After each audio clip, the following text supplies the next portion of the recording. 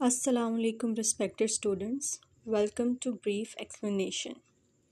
आज है biology chapter number 1 का topic number 2, that is interdisciplinary sciences. Basically science की हर ब्रांच दूसरी ब्रांच से कोई ना कोई ताल्लुक़ रखती है, कोई ना कोई रिश्ता रखती है। जब हम उन्हें इकट्ठा पढ़ते हैं तो उन्हें इंटरडिसिप्लिन यानी दो डिसिप्लिन्स का आपस में मिलना, ठीक है, इसलिए उन्हें इंटरडिसिप्लिनरी साइंस कहते हैं। सबसे पहले है बायोकेमिस्ट्री। नाम से ही जाहिर होता है ये बायोलॉजी और केमिस्ट्री को कंबाइन करके पढ़ने के अमल को कहते हैं। बेसिकली इसमें हम जितने भी केमिकल प्रोसेसेस लिविंग ऑर्गेनिज्म के अंदर हो रहे हैं उनके बारे में पढ़ते हैं। जैसे कि लिविंग ऑर्गेनिज्म के अंदर मेटाबॉलिज्म का अमल, किसी चीज़ का टूटना या बनना, एंजाइम्स के काम, डीएनए किस तरह से काम करता है या प्रोटीन किस तरह से काम करती है या बनती है, वो सब हम इसमें कवर करते हैं। देन बायोफिज़िक्स, बायो और फिज़िक्स से मिलकर बनी है बायोफिज़िक्स। इसमें हम पढ़ते हैं physical principles in living organism, जैसे कि लिविंग ऑर्गेनिज्म एनर्जी कैसे हासिल करते हैं, उनके मॉलिक्यूल्स आपस में इंटरैक्ट किस तरह से करते हैं, किस तरह से उनके अंदर थर्मोडायनेमिक्स का अमल होता है।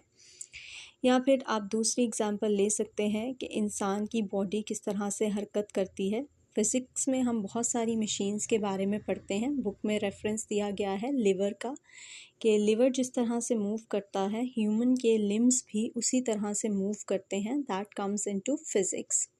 Then there is biometry, that is biomathematics. Bio और मैथमेटिक्स के कॉम्बिनेशन को बायोमेट्री या बायोमैथमेटिक्स कहते हैं। इसमें हम स्टैटिकल एनालिसिस करते हैं। बेसिकली जब भी कोई एक्सपेरिमेंट परफॉर्म किया जाता है तो उसके डेटा को नंबर्स की फॉर्म में, डिजिट्स की फॉर्म में जमा करना, ठीक है, उसके लिए हमें मैथ की ज़रूरत पड़ती है। वही उन्होंने लिखा भी हुआ है कि ये डेटा एनालिसिस और मॉडलिंग सिमुलेशन में इस्तेमाल होता है। Then there is bio economics, जिसमें बायोलॉजी और इकोनॉमिक्स दोनों सब्जेक्ट को मिलाकर पढ़ते हैं, ठीक है। इसमें क्या स्टडी किया जाता है, economic principles. Economic principles means कि किस तरह से आप काश्त बढ़ाकर इनकम बढ़ा सकते हैं, ठीक है, किस तरह से किसी भी चीज़ की पैदावार को बढ़ाकर आप अपनी आमदनी में इजाफा कर सकते हैं।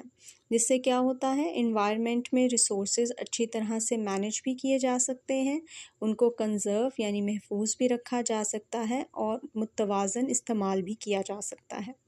सस्टेनेबिलिटी का मतलब होता है मुतवाज़न तौर पर इस्तेमाल करना। Then biogeography, bio means living organism की study and geography means earth की स्टडी। तो बेसिकली इसमें हम देखते हैं कि कौन से जानदार यानी इंसान, जानवर, पौधे, माइक्रो ऑर्गेनिज़म वो दुनिया के कौन से हिस्सों में पाए जाते हैं और उस हिस्से में सरवाइव करने के लिए उन जानदारों ने अपने अंदर कौन कौन सी तब्दीलियाँ पैदा की हैं। तब्दीलियाँ लाना इज़ एवोल्यूशन, ठीक है, एंड माइग्रेशन होता है एक जगह से दूसरी जगह मुंतकिल होना। I hope you understand this topic well. Examples थोड़ी सी डिफरेंट थी from book point of view, लेकिन मैंने जितना हो सके अपनी तरफ से इसको क्लियर करने की कोशिश की है। If you like this video, please subscribe to my channel so I could give you more of this content. Allah Hafiz, Jazakallah.